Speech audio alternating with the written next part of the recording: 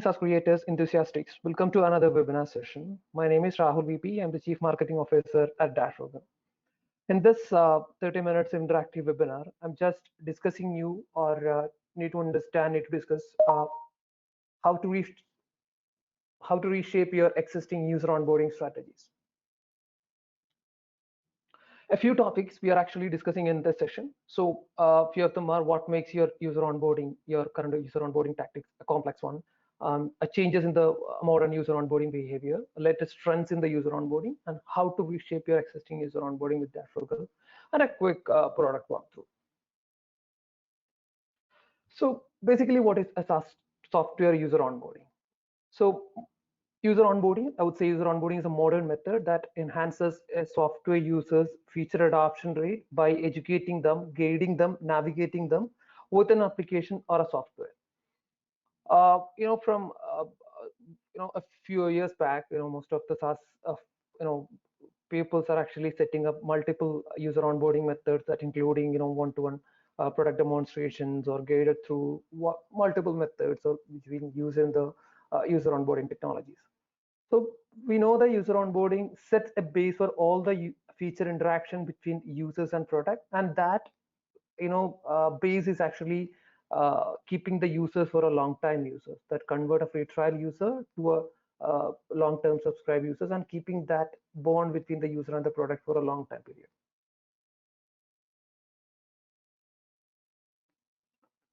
So we know, user onboarding is an expensive process. On average, we know that on average, a SaaS company spends 45 to 60 minutes with a new user. Either it might be a successful or an unsuccessful, conversion.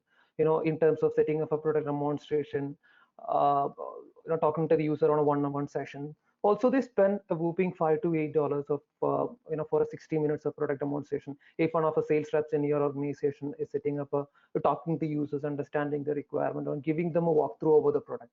So these are all time-consuming and expensive process that is actually been executing in the current user onboarding strategies.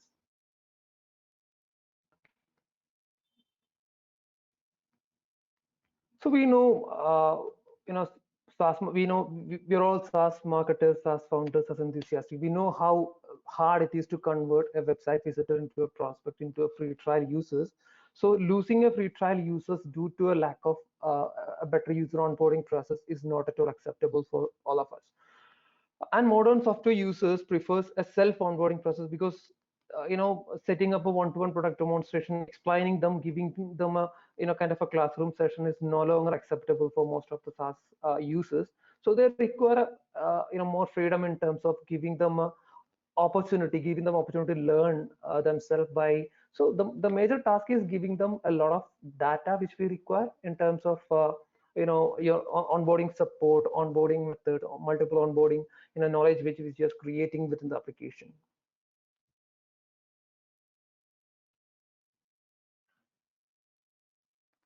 So what makes a software user onboarding a complex task? So most of the first-time software users spend very little time within a software. If consider me or you as a user found a software which is actually been a useful one. I sign up for a free trial, and if I went into the application with the dashboard, if I'm not able to understand, if I'm unable to understand the things in my first load itself, or there is no adequate product training or user onboarding activities or methods or materials that are available within the application, as a user, most of the time I will not stick to this software because that uh, even though everyone is preferring a self onboarding process, most of the time we require a detailed we couldn't consider each user as a super user, like, or a a super user where they do things their own without providing any much kind of an information. So it's always important giving them a lot of information in terms of an onboarding assistance, giving them kind of an assistance in terms of redirections, actions and redirect kind of. So a competition is at its peak. So the user has a choice to look for an alternative if they lost the first impression within a software. So it's very important giving them, it's very hard to keep a user or a first time user for a long period. So what we need to do is every time we just need to provide them a better user onboarding methods, deliver great contents within the application. So we know here are these are the few popular user onboarding methods that are available in the market. So everyone in this conversation are familiar with the guided tools or walkthroughs that navigate the user from one button to another, and telling the user, giving some pop-ups, telling the user this to redirect or go to this particular section to complete a certain task. So there's a traditional method which is still in a popular because setting up a user onboarding every time ends up in this. So that's actually very coincidence. That's every time someone think about user onboarding, that ends up with setting up a walkthrough, a guided through within an application. It's a mobile applications or software.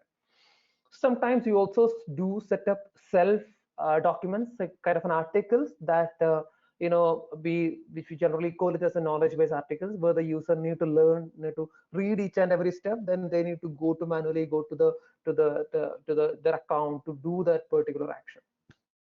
The third one, which is we generally, most of the SaaS SaaS companies are ignoring, because it's a one-to-one, setting up a one-to-one teaching like a product demonstration was so costly. As I said earlier, it's consuming a lot of time. Even sales reps are setting up a one-to-one product demonstration, because even though that's actually a productive method, but that consumes a lot of time. That consumes a lot of in terms of effort to thinking from a sales rep's perspective.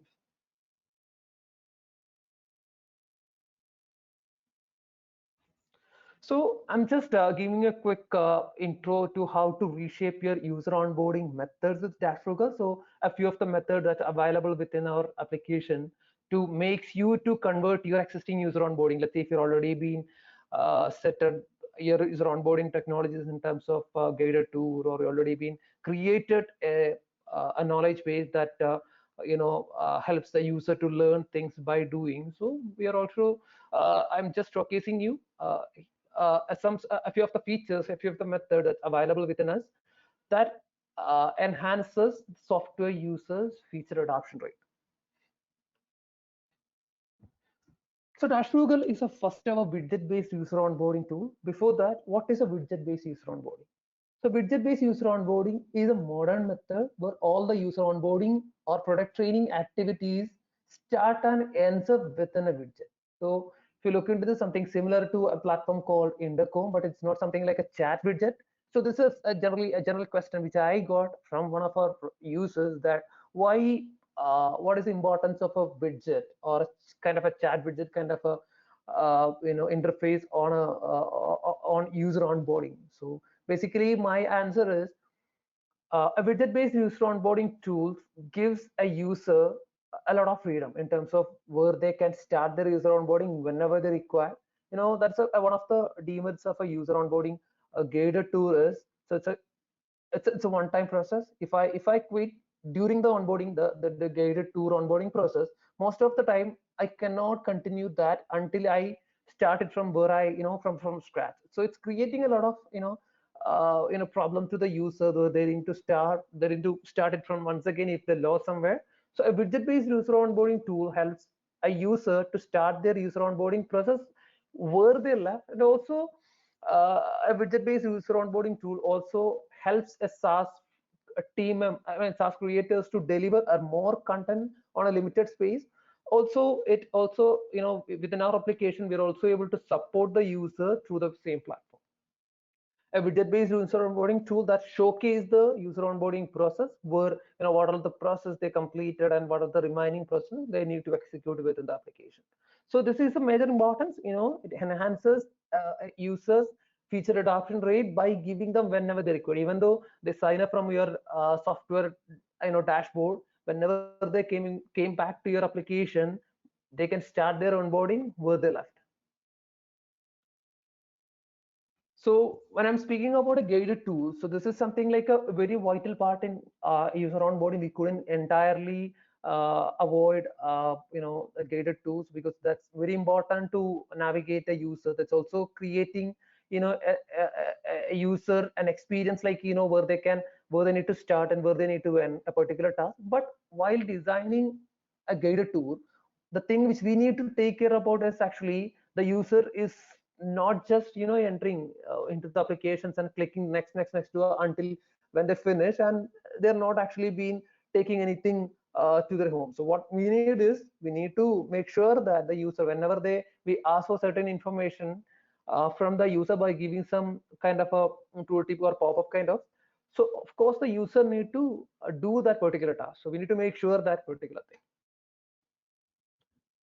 And also, one of the core thing, Dashfrugal helps you to deliver a real-time onboarding support. So you haven't heard anything anywhere, something like, a user onboarding widget or a user onboarding tool turns into a supporting facility.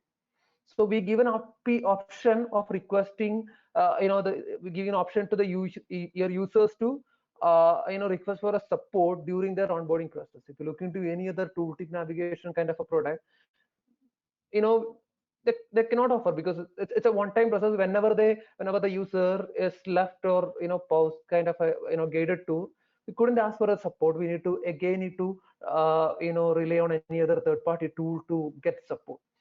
So here, so what happened is, during the user onboarding process, the user can stop their process. They can ask for the support whenever they need. They have an option to ask for a support in each and every step.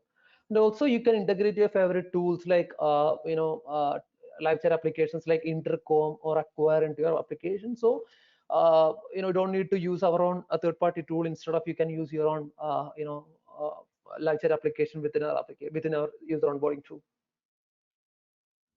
So you can monitor your user onboarding process. So as I said earlier, it's very important to monitor a user progress. So then only we can support, then only we can understand where the user is facing some set of problems using our application. So we get a log, like SaaS creators will get a log that where the users, what's their process, what's the user onboarding process, what the task, and what are the steps pending for this particular account holder. So account based, we get user statistical data that shows the user onboarding process. This is typically mainly related to the user onboarding process only. Let's say if they're executing a certain task within your application, we catch that, we get the log for that, and we showcase in the portal which we call the customer success manager portal. So thank you so much for this. And also what I'm doing is I'm taking it through quickly to a product walkthrough that give you an idea about what's how Dashfrugal works.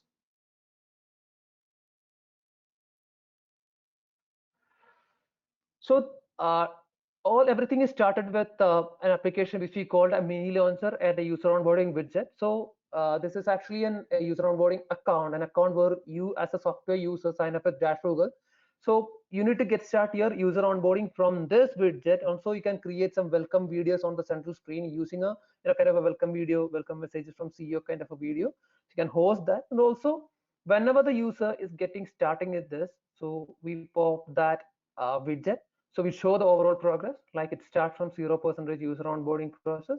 And to get started, someone who getting started with Dashfrugal, let's say take into perspective that you as a software user signing up with Dashfrugal for a first time. So these are the four major tasks you need to execute, like creating a milestone, adding a milestone to your onboarding flow, integration, and also creating a visual guidance flow. So everything is start from 0% of our onboarding. So I'm getting started from this particular button. So this, you can see here the difference, like the first task. So what happened is we're adding task, each and every task to this milestone. So whenever the user getting in, so we can see the data like in terms of a contextual guidance. So there are three options where we can guide the user with a contextual guidance. Along with, I'll come to the remaining points. And whenever I'm completing this particular task, I just need to manually set my, your user need to manually tell that yes, you completed this particular section. And once user completed that, we're moving to the second one. So here again we can see that the second one. So I completed the first one and into the second one. A go to menu, a manage milestone. So I can manually go to this particular section, like go to menu, manage milestone. Otherwise, what I can do is I can use the second option which we have, like a walkthrough. So using this walkthrough, I can guide my user through my application by giving the data. So the user cannot proceed without giving the certain data on the specified field. So you can make it as a mandatory whether the user need to provide a set of data on this. So once a user giving this data, what happens is once you're continuing on this, it manually note that the user has completed that particular section.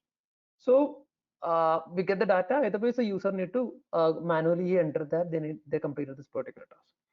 The third option which we have is, so I've shown you a contextual guidance along with a walk me through, and we have a third option called a hosting setup of video. That if you already have a kind of a pre-recorded a video that shows the user how to get started with your software, you can embed that particular video on its application. So whenever I'm doing this certain task, we manually note the user progress on every step when they're completing.